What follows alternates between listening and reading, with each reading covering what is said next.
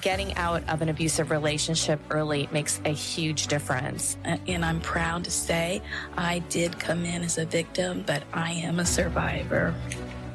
Then I could see my mom. My mom was walking toward us. And I got excited. And I was like, there's my mom. And then he didn't stop. I'm trying to keep it together, I said. I gave in to the tears.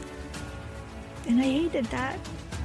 It's not necessarily the easiest process. It's not necessarily the prettiest process, but it is the most effective process. Like, you can do this. I'm going to tell you 100% you can do this, and you're so worth it to do this.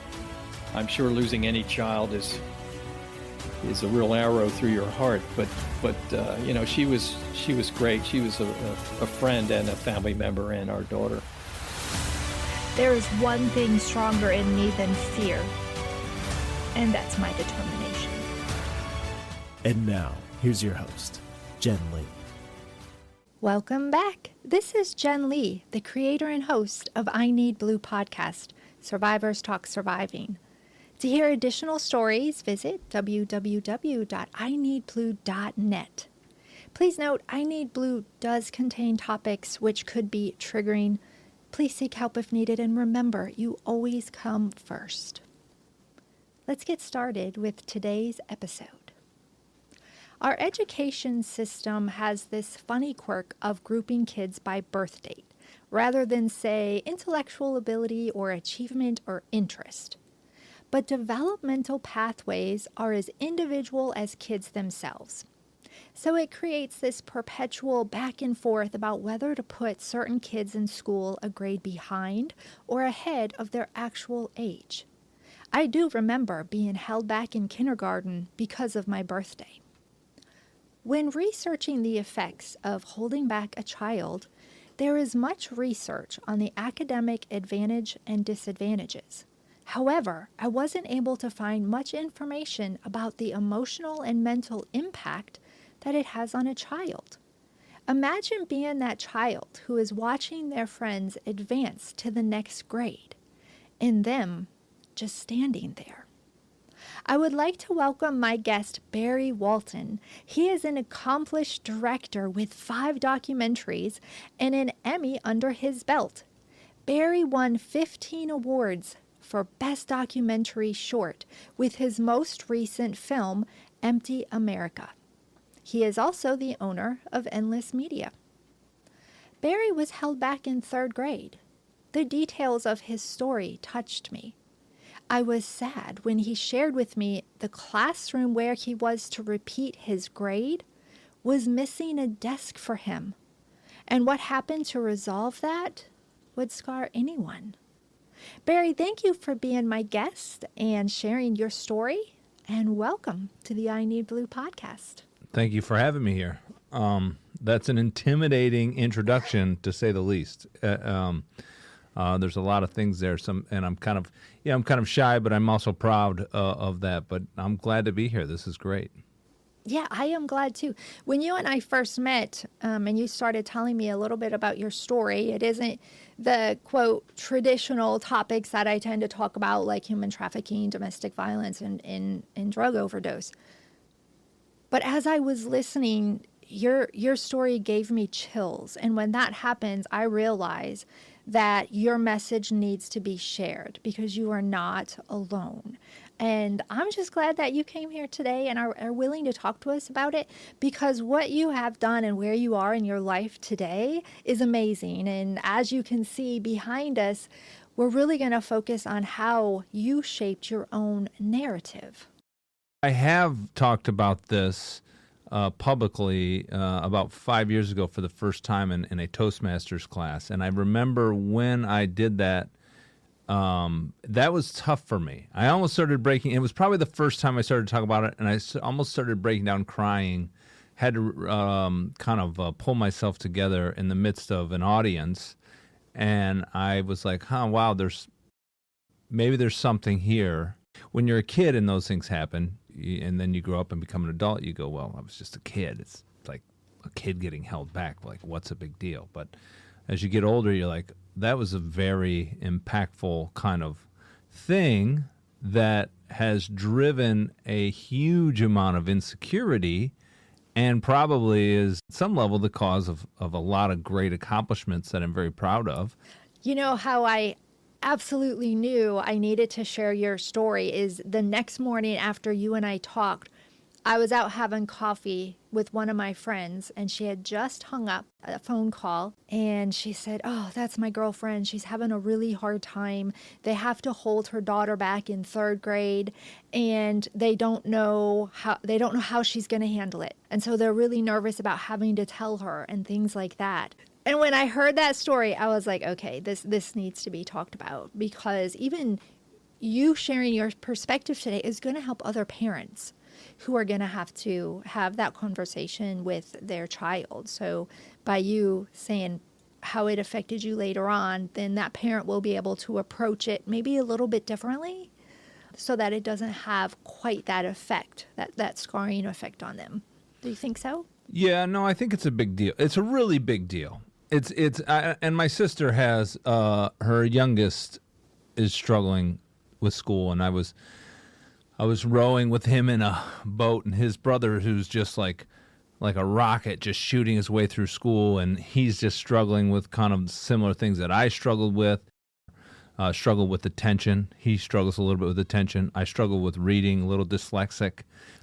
And I was just sitting there rowing with little Leo there, and I was just like, Leo, you can't measure yourself by one standard. I think for parents, it's valuable to know it's a really big deal for kids, and kids have to feel empowered. I was like, why is this so important to me? Why is this so important to me? And I thought like a tree in the woods, and I remember seeing, every now and then you'll see a tree in the woods, and it's got like this crick in it, and this huge trunk, this big old trunk, and it'll be a big trunk, but it'll be like a tree that's going straight up, and then all of a sudden it'll turn sideways.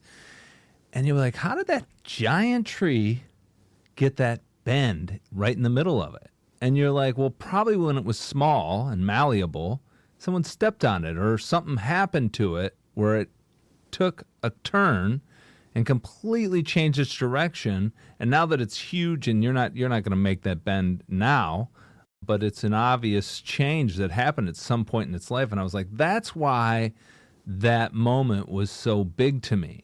And that's why, like, so much of my life, probably till I was in my 30s, and even till today still, is impacted by that. A deep amount of shame and a lack of self-worth and not being able to keep up with my peers and feeling like I was inadequate. There's just so many things that go on within the emotions of a kid, and a kid doesn't know how to process that. They're just like, mom and dad's in charge. Right. And I think it's important to say up front as a caveat, my parents were awesome parents.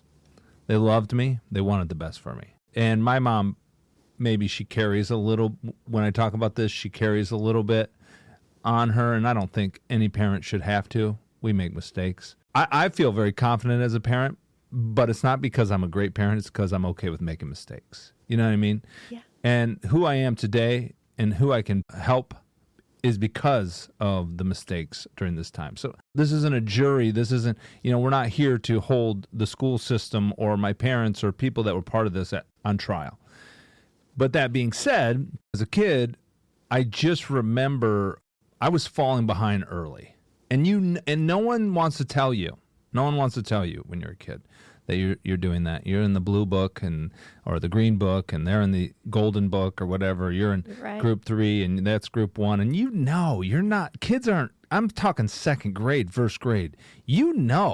Already, like, what's up. Who's running the show. And then I started getting some tutoring. And then in my 2nd grade year, my parents moved me to a different school. And I remember specifically on my report card in like middle of the year, besides the fact that I was failing, not doing well, let's say D's and C's and probably some fails, my teacher said, class clown, Barry's the class clown. And looking at that, I was like, should I be ashamed of that? I feel like I'm a pretty entertaining guy, like looking back on it. But as an adult, I go, well, because I wasn't gaining recognition in the academics, and I wasn't in the advanced group that was getting recognized. And so I was looking for ways that I could get recognized, right? You wanted to find your niche. I wanted to find my niche. So me, it was like, I'll entertain people, you know? But I remember a conversation must have happened when the time came where people were deciding. And I don't remember being part of that conversation. I don't remember any moment where someone said, we're thinking about this, and that's not to say it didn't happen. That's not to say that my parents didn't say, but all I remember, it was the last day of school. What grade? This is third grade. Third grade. It was the last day of school in the third grade, and I'd had, kind of an average, report card. And at the end of the school year, kids are always thinking about next year, and they're thinking about not having to come to school. But they're like, okay, next year I'll be with you and you're my friends and we're going to do this. Yes. And everyone's talking about it, and I'll see you next year as they're walking out the door. I didn't get to walk out the door. Everyone got to go, and my teacher said, will you hang back? Now, me getting asked to hang back wasn't unusual because I was a class clown, so I'd get scolded. And I'd been to the principal's office, and this back in the day when they used to spank people. My principal had a wooden board, and I have had the wooden board across my backside. You know what I mean? And I'm not criticizing that. Like, I was a pretty straight kid after. But she asked me to stay back. So I'm like, oh, man, what did I do? On the last day of school, like, what did I do? Like, how is this possible? And she brought me up to her desk, and she said, Barry, I've talked with your parents, and we're going to have you repeat the third grade next year. And in all the times in my life that I've been embarrassed, and I'd embarrassed myself plenty of times, this was a different feeling. There was like this deep like shame that just like sunk in, and it hit me instantly. I was like, my peers are going and I'm not going with them. Mm-hmm. Can I ask, did you recognize the feeling was shame? Did you know that? Or was it later on in life that you realized, oh yeah, in that moment, it was shame that I felt? Yeah, definitely later in life. I just knew that like my gut sunk. I was, my face turned bright red, and I just wanted to hide. You know what I mean? Minutes later, my mom was the school bus driver. So I got on the school bus. My mom, we didn't really have anything to say to each other. I didn't know what to say to my mom, and I don't know if she knew what to say to me. And that's been probably a source of a lot of pain as an adult, even as a kid. Me and my mom, our relationship's been tenuous. It was pain because I was like, why didn't you tell me? Like, why didn't you talk to me about this? Why don't you believe in me? Why hasn't anyone given me a chance? There's this sense of like, I failed and nobody gave me a chance and nobody empowered me to take charge of it, and nobody really believed in me. And I don't, it's hard to know. Like, I remember these emotions. It's hard. I don't remember moments where people talked about those, but I just remember that. And then, as you mentioned in your introduction, so then the entire summer goes by. As the school year ticked closer, it was in the back of my mind every day. I'm like, and that would have been like 8 years old, And you have an 8-year-old, you think like, oh, they won't think about this. And it's like, no, it was there every day. And then this first day of school started, and I remember walking in the classroom and there weren't enough desks. And my teacher sent me to go get my own desk, and I had to go into the classroom where all my classmates that I should have been with were. And they were like, hey, Barry. They thought I was late. They just thought I showed up late. Oh, wow. I had never told anybody, I didn't tell anyone that. I didn't want anyone to know. But you're still in the same school. It's still in the same school. Playground, lunchroom, things like that. Same everything, yeah, exactly. And I didn't want anyone to know. And why? No, I'll never forget walking down that hallway and going to that door and having to open it. Then the desks back then were big, and you had the chair was separate from the desk, and so I had to I think they left me to do the whole job. Maybe I was a big kid, I don't know, but I was left to do the whole job. I moved the whole thing by myself. It's so strange. I look back at that moment and I'm like, why would they? I just don't think they realized. And I think, full circle to your friend, it's like, I don't think most people realize how aware young kids are. And you have to have one-on-ones with them. You have to talk with them. You have to give them a chance to voice their opinion. You have to look at them in the eye level and treat them as a little adult. You know what I mean? I love that. And I love that you just said children are aware, because a lot of times when we couple children with a particular word, it's resilient. But being resilient and being aware are two totally different things. Yeah. Very, very aware. I was very aware. And when parents ask me, because I've had parents ask me those things, my son does very well academically, but he has his own things, whatever they are. And for me, it's always about like going, he struggles with, loneliness and different things as an only child. And it's just kind of like hearing him. And I'll even say, David, I can't fix everything for you, but I hear you. You know what I mean? I hear that you're feeling lonely right now. I'm going to try to work on it, but I can't fix everything in life. And I think parents need to know this. Your job isn't to fix life. Your job isn't to be the ultimate instructor and guider and disciplinarian or whatever. Your job is to just like be there with them through life. I can't change the terms of life or the terms in which you were born under, but I can like be here with you and let you voice what's going on, and do my best to kind of control what I can. Absolutely. And one of the consistent messages within my podcast is when I ask a survivor of a particular incident, if somebody wants to help you, what is the best way they can help you? And the answer is just to listen. I don't need you to fix it for me. I just need you to listen. So what you said is so true. It's powerful. And I think a straight talk would have solved a lot for me. A straight talk with somebody that knew me, and it was just like, here's the deal, And maybe even like a challenge where like, listen, you're going to get held back. You got about a couple months, just so you know. Exactly. I was just going to ask you this. Did a conversation not happen halfway through the school year where you could have done extra credit, maybe stayed after school, done additional projects, or have tutoring? Were you given any opportunities to avoid being held back? I think my parents did their share. I mean, there was tutoring in second grade, because I remember my dad picking me up and bringing me Twinkies.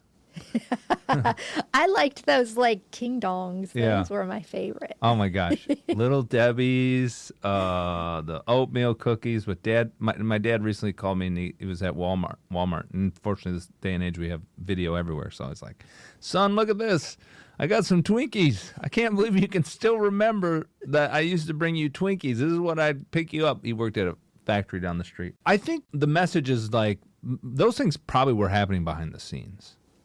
Those things were happening behind the scenes. The tutoring was happening. Probably the conversations and one-on-one parenting, parent-teacher conferences were happening.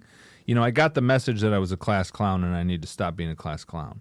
I got the message that my grades weren't good.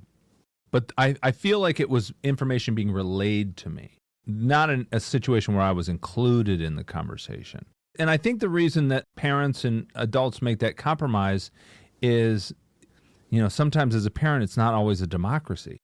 But just because it isn't a democracy doesn't mean that you can't have a seat at the table. And I think it's more about the lessons. It's not about rehashing the mistakes. And that's where the piece about like managing, there comes a point where you have to manage your own narrative from these things. And that's kind of one of the messages that I wanted to convey from this. For me, the perspective, it's important to go like, this isn't about going back and rehashing the past. And we want to go back in history and solve history's problem. You're not solving any problem. My uncle used to live on a farm, and every now and then it would stink really bad. And I'd be like, why does it stink really bad? He's like, because the neighbors have a place where they store all the manure for the fields. And every now and then they stir it up. and the whole neighborhood stinks. It's like you going back in history, you're just making things stink. You're just stirring up the manure. And look, maybe the manure needs to be cleaned out. I get it. Right. We can use this. We can go a lot of ways with this metaphor. But the point is but that's not solving. The solving is in kind of looking at what could have been different, and then applying it to what you have control of, which is don't pass it on to my kid. I have to be responsible now. I have a son. So it's my responsibility. I can't go back and go, it's you, and then not look at myself and go, okay, what am I going to do different? Right. You know what I mean? You stop the cycle. Yeah, and the cycle. Yeah, exactly. We all carry tons of issues with us. Like I wasn't held back because I didn't need help. I was held back because I did need help. And did you get that help? Do you feel you got it? I think it took me 48 years to get it. And now I'm 48 and I feel like and the biggest part of that help was like me going, this is who you are. And also understanding who I was, right? Because all these things that I throw out, like terms with dyslexia and terms with like bipolar disorder and different things, like I never wanted to take the time to actually learn about that stuff. I'd go to a therapist just long enough for her to kind of go, oh, I see what's going on here. You might need some medication. And I'm like, yeah, I think this is done. I'm good. Right. You know? I don't think you're alone in that. It's hard to look at yourself directly in the mirror. And a lot of people can relate with this in the sense that most people don't want to look at themselves on camera. I have had moments in my life where I looked at myself in the mirror and I had no idea who was staring back at me. It was from a mentally, emotionally abusive relationship. And I knew who I was when I looked in the mirror before this person entered my life. And I knew halfway into that relationship when I looked in the mirror, I didn't know that person. I was just being destroyed. So it's very scary to have that self-reflection. And so anybody that can do it, I know the courage behind that. So I get that. Isn't it crazy how people can enter your life and just destroy it? Yeah. Slowly and subtly is the best way that I describe that. And it's something that I haven't talked about on my podcast. I haven't been ready, I suppose you could say. But I interview domestic violence survivors, so I get what they have been through. The circumstances are different, but the scars that are left behind and the devastation that you work through, I understand. So this particular individual was leading a double life. It was like watching a Lifetime movie, Lifetime show. I don't even like that television show, but somehow I ended up in an episode. It was just crazy. I think what's fascinating about that is physically, if you get injured, you can look at it. It's right there. You got that injury. You sprained your ankle playing basketball. You're like, I need to set it out for a while. And you can apply that to a lot of ways. But when it's your emotions that are being injured, and some people, they're not validating you, or they're manipulating you, or they're abuse, whether it's emotional abuse, you're like, how do I measure that? Is that okay? Someone was just venting to me today. He wasn't clear on it. He was like, they just come in my house and go out of my house, and they don't respect this, and they do that, and blah, blah. And I've said, you need to stop coming to my house. And it's like, well, they're not respecting your boundaries. And he's like, yeah, that's what it is. When you clear it up, then you're like, that person isn't respecting who you are, your boundaries, and who you've established yourself as. But those things aren't always easy, because emotions are kind of like raindrops. They kind of go everywhere. And you're like, how do I make sense of this, especially as a man, Yes. I think for me, boundaries is a really important word, but I think there are times in our life where our boundary is literally a picket fence versus a cement wall. And I think he came in and he took my picket fence and just kept pushing it further out, to where my boundaries were established by whatever boundaries he gave me. Does that make sense? Yeah, when you're in love. Yeah. It's the whole emotional thing and the trust thing, and then it gets to the point where you'll never do anything better than me. You'll never get anybody better. So then you start to live in the fear of, oh, God, he's going to leave me, and what am I going to do? Even though you're living on your own, you're paying your bills, you're making it, it has been instilled in your brain that you will not be okay without them. And the best way I can describe that is, before I met him, I was this single, independent, strong woman, paid my bills, my own apartment, everything. And he came in my life, and I slowly was like this little rag doll that was just thrown in the corner.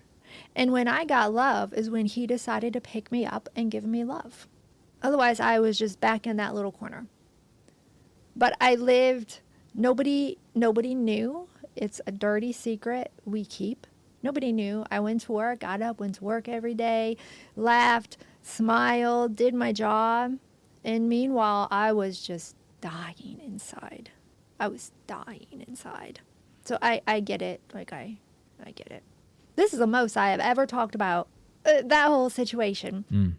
And I can relate with that. I can relate with that in the experience that I had, but also with school, but also in other experiences. And I think the benefits of something like that, as painful as it is, and had, is you go, okay, that's my line. That's my line. You know what I mean? And even recently, and you're always having to hold that line. Like, there never comes a point where you draw that line and you're like, okay, I know my line. It's like you always have. I had someone come into my life recently that was kind of pushing that line back slowly, and I wasn't paying attention. I was too busy with life, juggling and keeping up with work and family and different things. And this person was kind of pushing back that line and testing my boundaries, What I thought was happening here isn't what's happening. This person's trying to do X, Y, and Z or whatever, and it's hard for me to give all the specifics, but I was like, done. Yeah. Got to pull the line. And it's almost like you have to put your troops back in, We got to put the troops in. I don't need to give you any more information. I don't need to share with you X, Y, and Z. You're getting the hard line, the hard line. And that's a hard thing to do, because it's hard to give someone a hard line when you also love them. That's the challenge with your kids too. And the whole experience is like, I love this person, and we don't have a clear definition of love. I think in our society, more often than not, we just think love is this peaceful, like, all is well.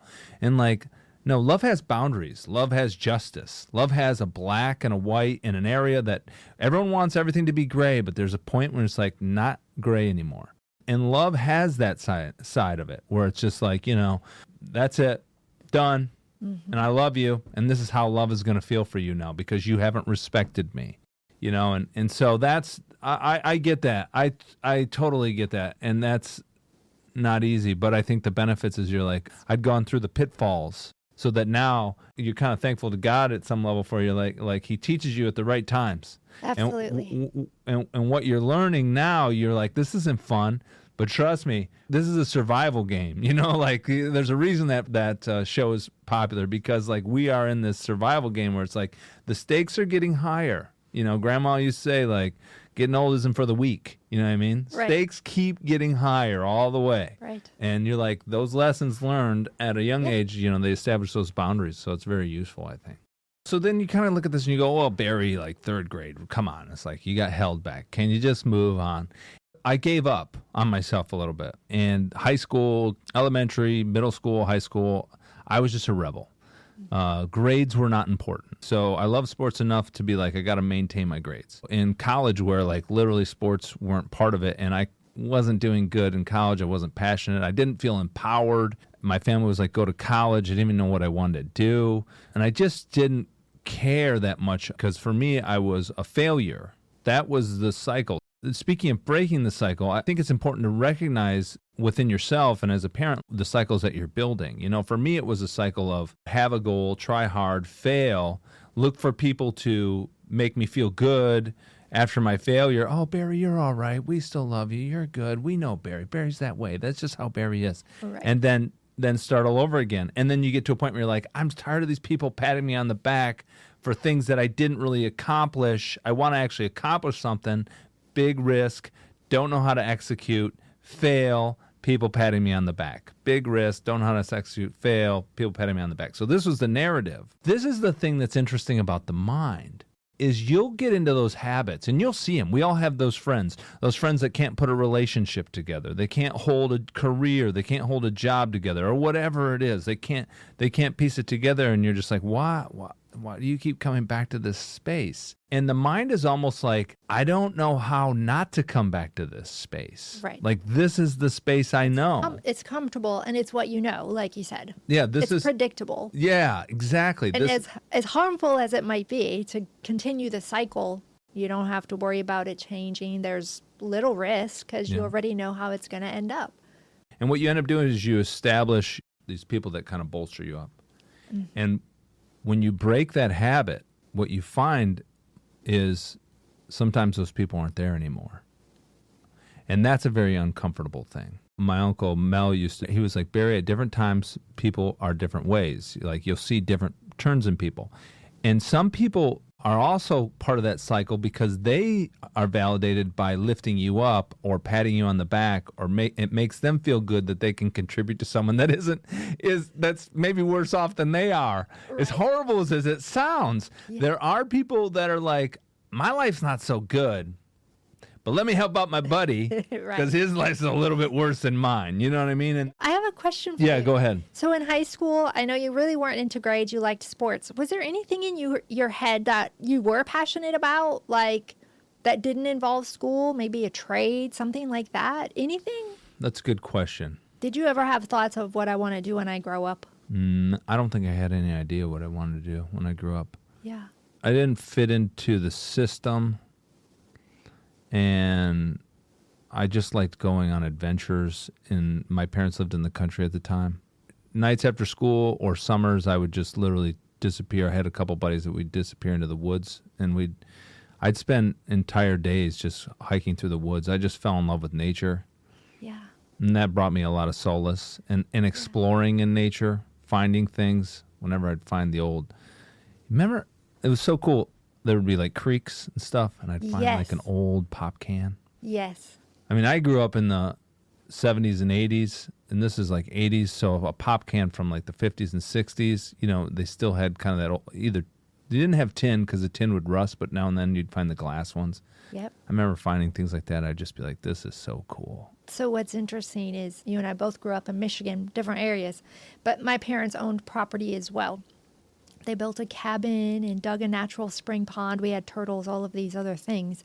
But nature very much played an intricate role in my life as well. And I remember the little creeks, and I remember a dead log that had fallen across the creek, and we would cross it. You know, you would go back and forth and cross it. We would climb trees. We had an outhouse, so the smell of manure. But yeah, you get it. We have we did. And even there was no electricity. Everything was gas. And we had the old-fashioned water pump thing. Ooh, that was fresh water. That was good. Yeah. It was really good water. So I absolutely understand about falling in love with nature. And there's like no boundaries, right? It's like the woods just goes on forever, and the green trees and the sounds of crickets and frogs and nighttime clear skies, the beautiful stars, the bonfires, the s'mores. Wow. I feel like we need to go back to Michigan. Yeah, I know. Wow, that's so cool. You didn't have power? That's so cool. Yeah, the cabin, well, we had a home, but the cabin was literally, everything was gas. Yeah. So we had a wood stove.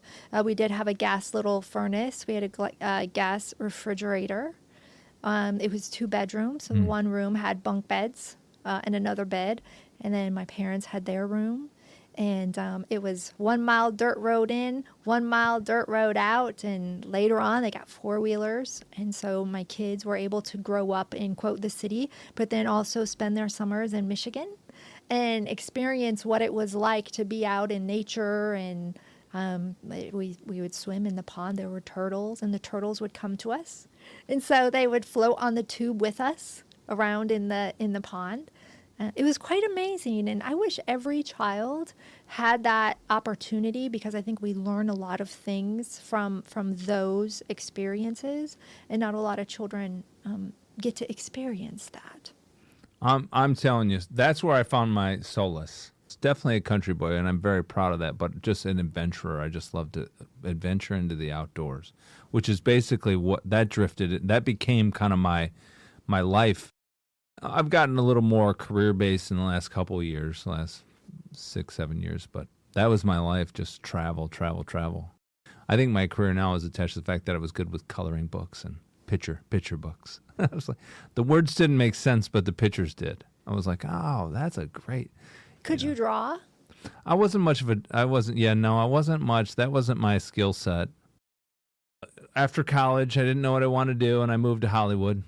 My mom was not happy. I lived on a sailboat in the Marina del Rey. That was so awesome. And I wanted to be an actor. Yeah. And I wanted to work in Hollywood and How did you survive? How did you make money? Because you hear about starving artists, all the time. Yeah. Trying to get providential good fortune, I would say. I had done some theater stuff in Minneapolis, and a friend of mine had family in LA that was actually very well connected, better than I would have assumed. And when I went out, she goes, "Barry, you want to come out and do a couple days of work?" I just said, "I'll come out for like a week, and I'll sleep on someone's couch." And I went out, and the first job I did was a Busta Rhymes. I don't know if you know who Busta Rhymes is. Yes. Busta Rhymes. I did a Busta Rhymes video. And it was in... So you were like in the back? You were like... No, yeah, I was like a PA, but I was assisting with kind of the camera team, and I was all over the place. And I remember walking in at one point, and Busta Rhymes' crew was like all hanging out on a couch, and I walked in, and they go, "Hey, what's up, bro?" And I was like, "Who are these people? This is so cool." I got to watch them shoot on this big fisheye, and these guys instantly just took a liking to me. I remember, like, there was this dude, he was on a camera car, and he was like rolling all the camera gear in.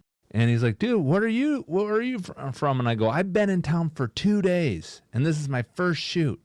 And from that, it just snowballed. Like, I came back. I had to move back. I was driving to California. I had all my belongings in the car. I had $2,000 that I'd saved up working at Red Lobster.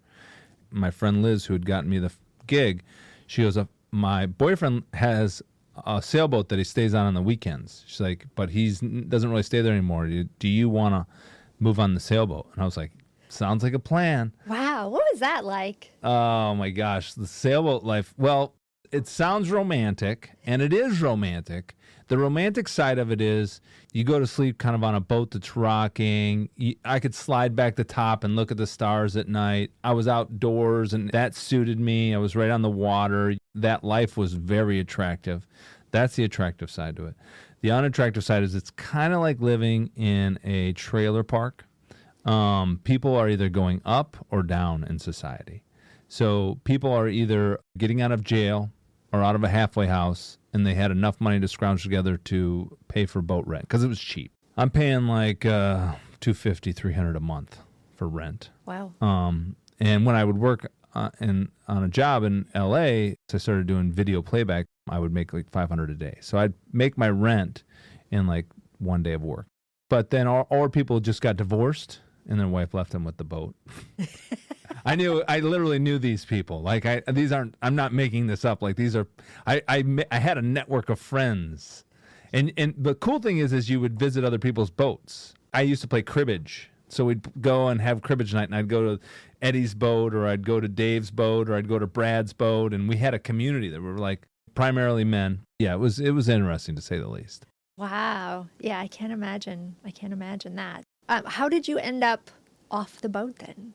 Like not living on the boat anymore? What happened next? A year and a half, 18 months, on a 27-foot Catalina, small boat. And I don't know. There was a part of me that never wanted to leave, and there was a part of me that was like, you got to leave. Like, you can't make this a lifestyle. I could have. I knew people. I still go down and visit a guy who still lives on the boat. I pushed myself. I moved into an apartment and kind of kept chipping away at the whole film thing, and kind of kept repeating some of the same fail mistakes. Like, I want to be an actor, but I didn't know anything about execution, didn't know anything, didn't study it, didn't know the industry. Failed miserably, fell on my face. I mean, I did have a takeoff. I did have a launch. Did you have an agent? I had an agent for a minute, but there was just a lot of like highs and lows. I have a little history of being a little bipolar as well, mood swings, and I couldn't keep it together, and I couldn't make the decisions that needed to be made, and I didn't understand the industry or the workload that you had to take on, and so I would take these huge risks and then kind of like fall on my face. And there was a point where I had moved back home after a couple of years because things weren't going the direction I wanted them to. And then I was home for in my 30s for like 6 months, and then I moved back out to California, and then I got a job for Nat Geo and Animal Planet. You've used a word a couple of times now that I noted, and it was empowered.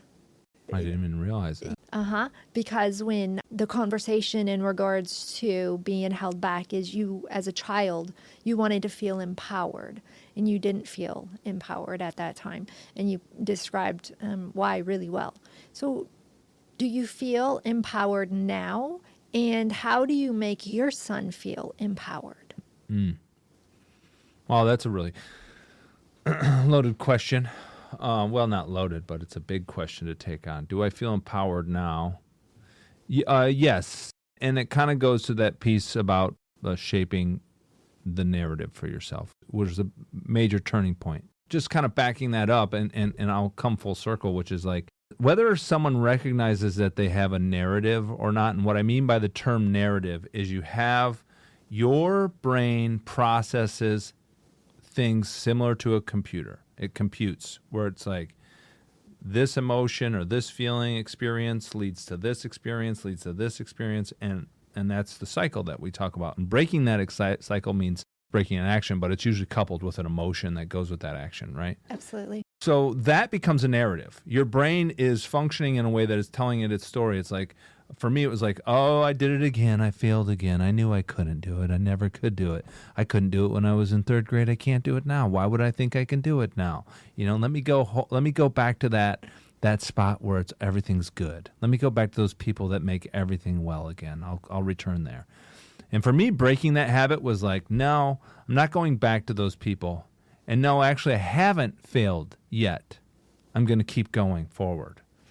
I'm going to keep going forward, and I'm going to believe that all I've done is learn something new that is going to get me to my goal, right? And so I started reshaping that narrative where instead of the hero turning back when it reached the abyss, the hero's journey, Frodo, Lord of the Rings, gets the ring, goes on the journey, has his buddies go with him, has his mentor, the wizard, and then obviously runs into his enemies, right?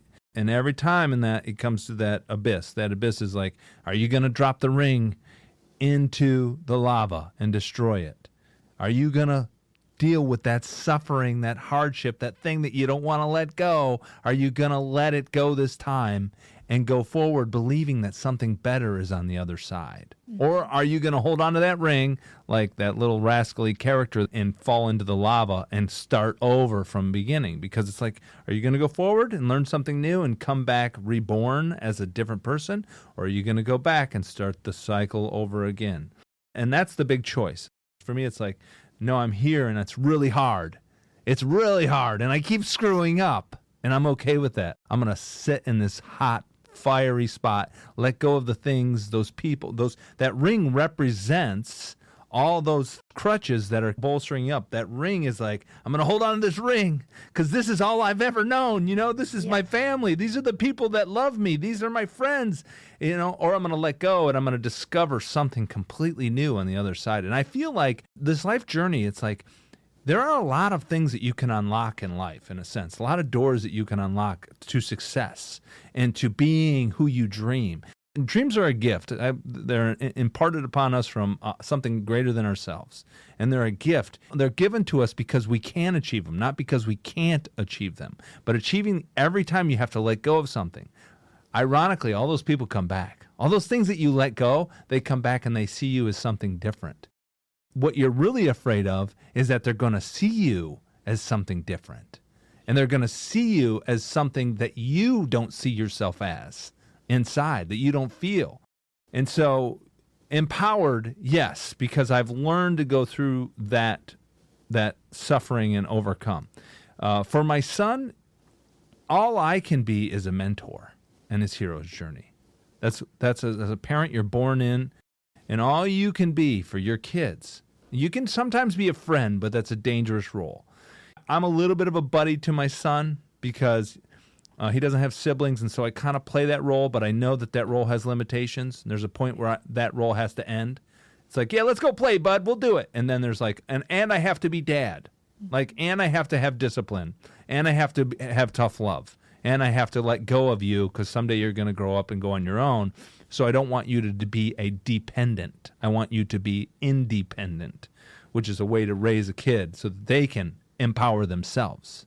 Right. And so for me as a mentor, it's like, what can I pass on to you and validate? And so my son will have to learn to empower himself, but I can show him the path to empowerment and sacrifice myself if I have to do that. That's what happens in Lord of the Rings anyways. I'm getting off track a little. Here's a fun question. If your son had to describe you in one word, what do you think it would be? Oh my gosh, are you kidding me? You're putting me on the spot. That requires that requires me to like sacrifice my ego at some level. You know what I would want my son to describe me in one word? Probably complex. Complex. Probably an honest reflection of what my son, if he were able to articulate his observations of his father, he would probably say he's a complex individual. Because sometimes he's the hero and sometimes he's the villain. You know what I mean? And kids don't always understand all that goes into life, you know. And I tell my son, I go to church personally, and I tell my son, I don't go to church because I'm good or I'm perfect or I got it all squared away. I go to church because I'm not. Because I'm a mess, and I need some place that I can remind myself that, like, hey, here's the road. You should try to stay on it, you know. So I think that's the complex part, because I'll take him to church, but at home I'll be home, lose my temper and cussing and swearing, and he's like, oh, well, this guy is, well, I don't understand him, you know. But that's just the truth, Yeah. you know. I want to move forward now and focus a little on you and your accomplishments and your documentaries and your Emmy, because that's quite an accomplishment, and I don't want to not mention that. So can you tell us a little bit about your documentaries, what inspired them, and was it easy? Well, thank you for recognizing them as such. For me, sometimes I forget or don't recognize them in that fashion, but I do think they've been big moments in my life. I look at them now and I celebrate them more. That actually brings, and I'm going to answer that by backing up all the way to one of my biggest accomplishments in life, and that was in 4th grade. And I wrote a book, and I also think it's linked to a little bit of me living in this awesome place, which I love, by the way. And I love space. And I wrote a book in 4th grade called The First Boy in Space, right? And it's about this boy named George, that's my father's name, and his friend who go and sneak in to a spaceship. And they hide in the spaceship. The astronauts come in and it launches, but the astronauts get like knocked out, and George is forced to bring the spaceship home. So he's the hero. He's the hero. So he brings, and he does. He brings the spaceship home. My gosh, this almost makes me emotional. That's so crazy. This book was such a big deal to me. And I put this book in a frame, and it hangs on a frame on my office. And I drew it. I illustrated it. I guess I was kind of a good drawer. I illustrated it, and my teacher worked so hard with me to get the penmanship right, and I wrote it in cursive. Someday this is going to be a children's novel. Nobody is allowed. This is copyright Barry Walton. Don't take it. But you don't know the full story. But I won the Best Book of the Year award. Wow. So that book hangs on my wall, and it has a star on it, right? Uh-huh. So for years, that book, my mom, God bless her soul, and this is her redemption because she's such a great mom. She collected all of our stuff, and she keeps it in the basement, and I could go down there any day and probably find my entire archive of my life in the basement. And for years, I had been collecting kind of great accomplishments. I worked on Universal Studios. I worked on the sets of Fast and the Furious. I was on the Fast and the Furious, the original one. I was in Malibu on several of their scenes. I remember running into the director years later. I worked on, this is less popular, but House of a Thousand Corpses. It's a kind of a cult classic with Rob Zombie. I sat next to Rob Zombie for 2 weeks in a row. The guy wore the same outfit every day. I worked with Will Smith. I worked with Jennifer Lopez. I worked with Brooke Shields. I have a romantic story about Brooke Shields. I'll save for another day. And the Judd family, I got to know them, and I understand that Naomi Judd recently passed away, but I got to know Winona Judd and have a couple great stories about her as well.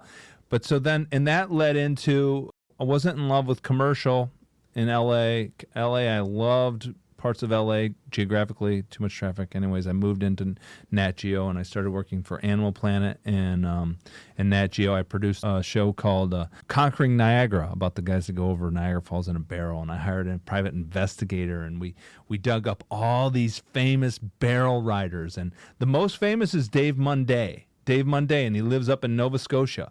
And I got on the phone with Dave Munday. He was so cool, and I got to learn his story. And Ann Neville, who's the local journalist, I would write all their stories, and I got on the phone with her. And what was so funny about these guys is she's like, is like anything in life, there's a purist form of going over the falls, and then there's not. And they'd be like, Steve Trotter. Steve Trotter was a Florida guy who was a promoter. And this other guy, Petrovich, who went over on LSD and came out naked out of the barrel. I found all these guys' footage. I dug it all up. I found tapes that no one had found before. And they'd argue Steve Trotter wasn't an authentic because he had oxygen and he had padding and he had all this stuff. And Dave Munday went in a barrel that was like basically steel. It just like went over, strapped into steel. And they'd have these arguments. It was such a cool thing. I did that in Animal Planet. I flew all over the country. I produced like 52 episodes of The Weird, True, and Freaky. Nobody's ever heard of this show. I remember my sister watching it once, and I'm like, my name showed up in the credits on national television. I was sitting around the family. There, I prove it. It's not a fake.